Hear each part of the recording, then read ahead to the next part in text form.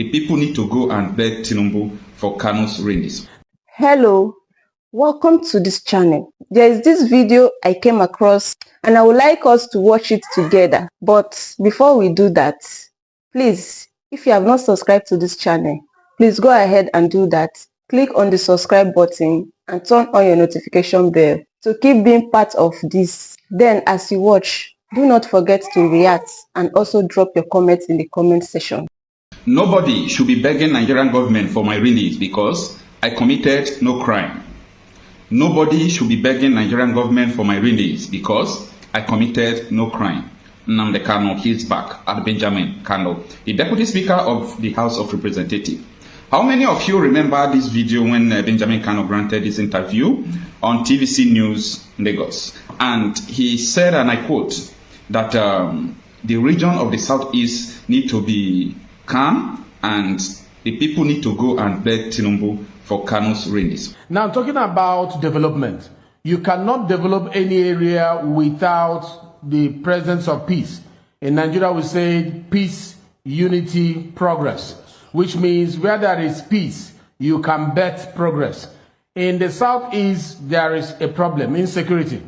And many people causing the problem are alleging that is because of the incarceration of Nnamdi Kanu. Let us remove that excuse out of the basket. And that was why I appealed to Mr. President when I inaugurated, on behalf of the Speaker, I inaugurated the Southeast Development Committee in the House. I appealed to the Commander-in-Chief because you can't coerce him. You can't force him. You can't use noise to bully the president to do anything. And this is the message I've been sending to my people. Let's quieten the zone and appeal for a political approach, not just the legal approach. It has been done severally. And it could be extended to us if we appeal to Mr. President.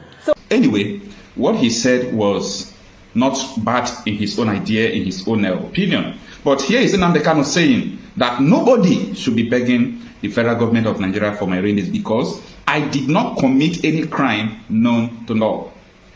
Anyway, the issue of the adoption, the kidnap, and the court process of Nnamdi Kanu is so complicated that if you can spend your time and study everything that transpired up to today, you will do nothing but just to say that Nigeria is a crime center.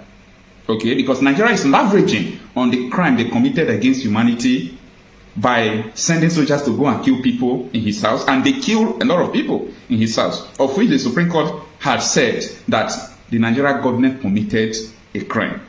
Now, secondly, he was kidnapped from Kenya, of which the Supreme Court has faulted the Nigerian government for kidnapping him. So, on which basis are these people trying Nnamdi Kanu? I think this is what Nnamdi Kanu is trying to, the message he's trying to pass to the Southeast politicians and everyone in Nigeria, that listen, no court in the normal circumstances has jurisdiction to try me based on what has transpired before now. And that is why you could see that a whole federal government that has literally all power in their hands, this year is making it almost 11 years.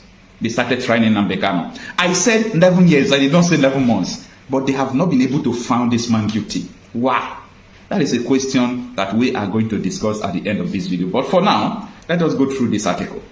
Now, Sarah Reporter published this, that the detained leader of the indigenous people of Biafra, IPOB, Nnamdi Kanu, has clarified that he did not send anybody to beg the Nigerian government for his release. This was stated in a release issued by the head of his legal team, Aloy Jimako Esquire, stating that Kanu's release is not a matter of mercy or pardon, but rather a matter of upholding rule of law. Kanu's release is not a matter of mercy. So this one is not in what is it called? In Latin, we call it appellate ad misericordia. That is, you appeal to pity. Oh, let's pity him and leave him. So Nnamdi Kanu is saying, my release has nothing to do with begging somebody, because if they said I committed a crime, all right, let them try me and let them jail me for over 11 years. They have not found anything, incriminating against me. The only thing they said that Nnamdi Kanu uses Radio Biafra. Radio Biafra was in London and is still in London. If Radio Biafra is committing crime, I think United Kingdom supposed to arrest Nnamdi Kanu. But they couldn't, because there is no crime known to law that he has committed with Radio Biafra. Anyway, That is part of it. Now, let's continue with the article. It reads that record that Benjamin Kanu, the Deputy Speaker of the House of Representatives, recently appealed to President Bola Tinubu to temper justice with mercy and give freedom to the leader of the indigenous people of Biafra IPOB, Nnamdi Kanu, from detention. Kanu had made the appeal after the inaugural meeting of the House of Representatives meeting on the Southeast Development Commission at the National Assembly complex in Abuja. The Deputy Speaker had commended the President for his support and commitment towards peace, development, and stability of the Southeast region. He noted that the President, since assuming office, had in various ways proven his love for the Southeastern and through his speedy assent to the Southeast Development Commission bill, which failed in previous assembly.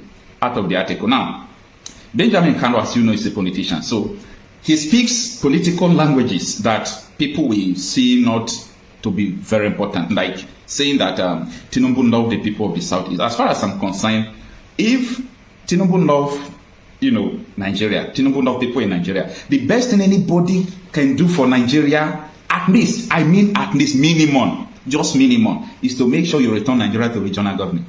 Or make sure you amend the constitution to include a referendum. That is the minimum thing you will do for this country. Because this country is not going to work again. So that is just the minimum thing you can do so that everybody will go and solve their problem. Yes, everybody knows how to deal with their issues. Now, let me continue with the article. Say, however, Kanu's legal team clarified that the Federal High Court already declared his detention as unconstitutional, and the International Tribunal decision has also deemed his detention as unlawful. Nigeria is a crime center for violating the whole international rules, violating the rules of their courts, violating everything that they call rule of law, because the person in detention, his name sounds Igbo. Anyway, don't misunderstand me. I know what I'm talking about. Now, it continues. Therefore, Kanu's release should be a straightforward matter of complying with the law. I read it again. Therefore, Kanu's release should be a straightforward matter of complying with the rule of law. So it has nothing, absolutely nothing to do with mercy. Releasing Kanu is not a thing of mercy, okay? But it is complying with the rule of law. Buhari is one of the most dangerous human beings on earth who committed crime against Nnamdi Kanu and against a lot of people.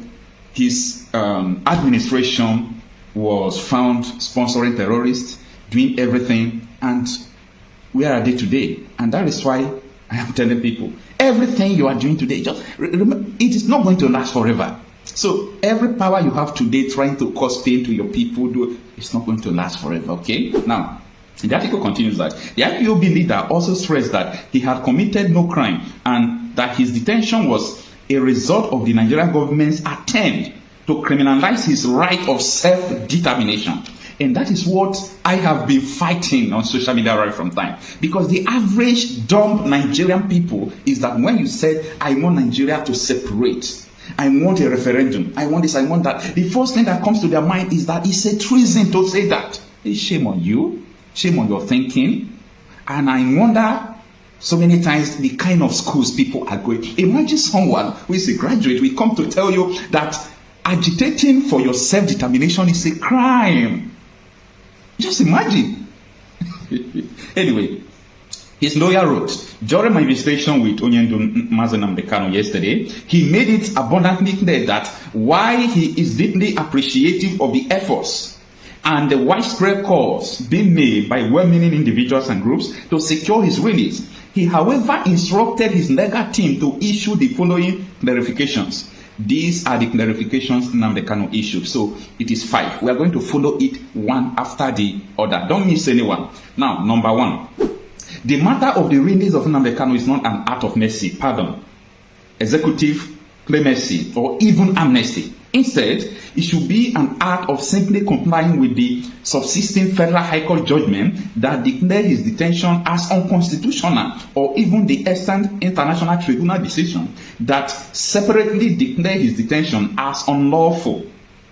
Alternatively, the decision to free him from detention and discontinue his infamous prosecution can be made by simply resorting to the constitutional provision that empower the Attorney General of the Federation to discontinue any prosecution on the directives of the president. This is number one thing Nnamdi Kanu is issuing. It's like a directive, a warning, telling people that this is this. Okay, number two, Nnamdi Kanu is adamant that nobody should plead or beg anybody on his behalf because he has committed no crime. Self-determination, which is the real issue that got twisted to suddenly become a high crime, is an inalienable right granted under the laws of Nigeria, the United Nations, the United Kingdom, and Kenya.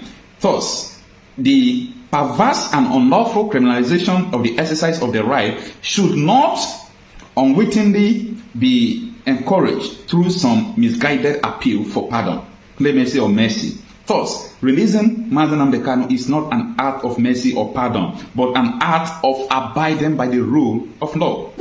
3.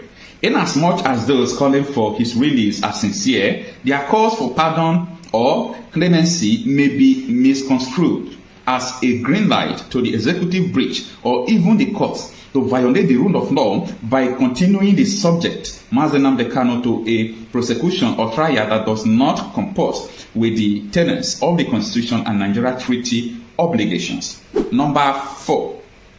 Instead of begging, those desiring his release should emulate the language and tact used by Afenifere, Ohaneze World Igbo Congress, ranking members of the National Assembly, American military veterans of Igbo descent, ambassadors for self-determination based in America, the international community, and a host of others who have made it clear that Nnamdi Kanu deserves to be released because he has committed no offense known to law.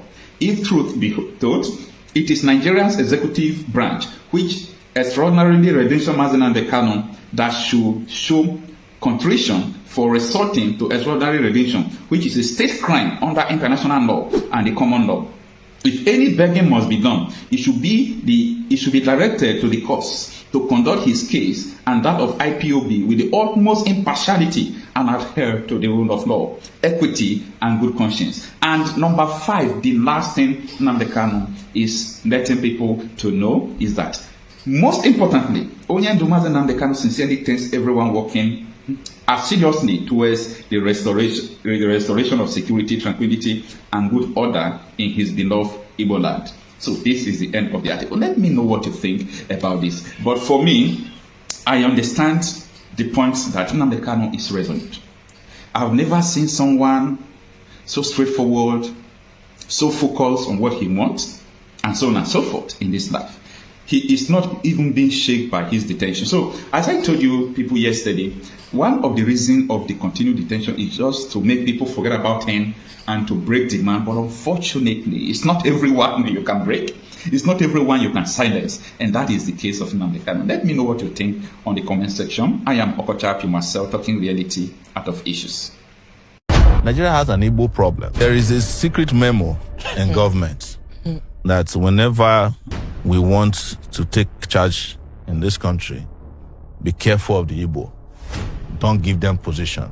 Don't give them opportunity. Otherwise, they will back. For an Igbo man to survive in Nigeria, as it is currently put together, Nigeria must break.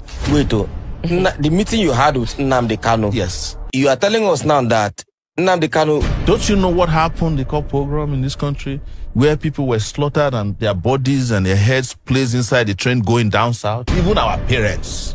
Wow. Tell us, Igbo, in 2024, detaining Nnamdi Kanu against all the court orders, against all the court rules. Thank you for watching this video. Please leave your contribution in the comment section and also do well to subscribe. I'll see you in my next video.